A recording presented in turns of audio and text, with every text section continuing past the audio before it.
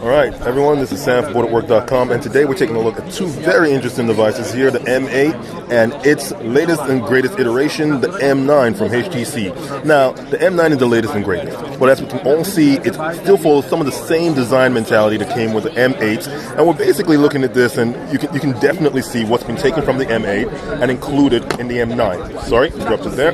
Now, let's have a look at what's really great about the M9. We'll put the M8 down right now, and right off the bat, we have still our boom speakers on the top and the bottom. We now have a 2.0 nanometer lens up here for a wide-angle lens, so you get a better selfie or better front-facing camera at the end of the day. On the rear of this, we're here with an 18-megapixel camera.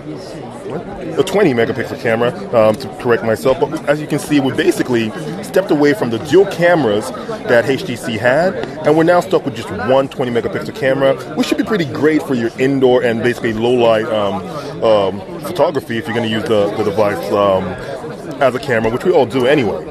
Now, this is now Sense 7 that we have on here, which is probably one of the biggest changes you're going to see here. And Sense 7 comes with a lot of added benefits. You can see it's basically pared down, slimmed down, and it's really faster. You can basically see HTC still uses a top-down scroll on here. But as you can see, the fluidity on here is really amazing. And I can't tell you how much the experience is just flipping through on this, how great that is. Now, HTC has a few cool, nifty features on here where you can basically take pictures and use that to basically customize the look and feel of your device. And that's really probably going to add a lot of benefit to people who love to customize their device, so keep an eye out for that particular feature. Now, on here we have extended memories on the device. You can basically upgrade it with an SD card up to 128 gigs. The sensors on here are basically your normal ambient light sensors. You have your proximity sensors, accelerometers, compass, etc., all those other stuff. You have your NFCs on here. It comes with a Bluetooth 4.1, so it's basically at the cutting edge of Bluetooth. Connectivity, you have your, as I said, Bluetooth, NFC. The sound is going to be boom sound with Dolby.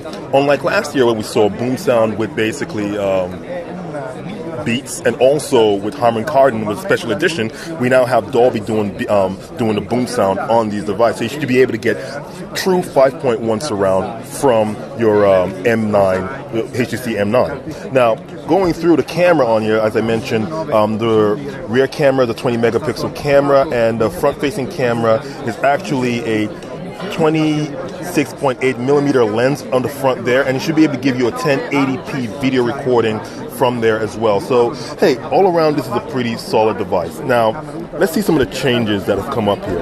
As you can notice there, if you can actually get an angle on that, you had your power button up top prior to this, and that's gone. You no longer have your power button up top. You still have the same camera placements and sensor placements, also the same speaker placements, speakers on the bottom as well. Now you flip this around and you now see that your volume rocker has actually changed, and you now have your power, instead of being up top, you now have it down this way. Your SD card and still remains where it's always been. I'm sorry, your SIM card still remains where it's always been. And on the right here, you actually have, most likely would be your SD card slot over there. So all in all, this has been the HTC M9 and also the HTC M8, its nice predecessor from HTC. And this has been Sam for Booredatwork.com, and as always, enjoy your entertainment.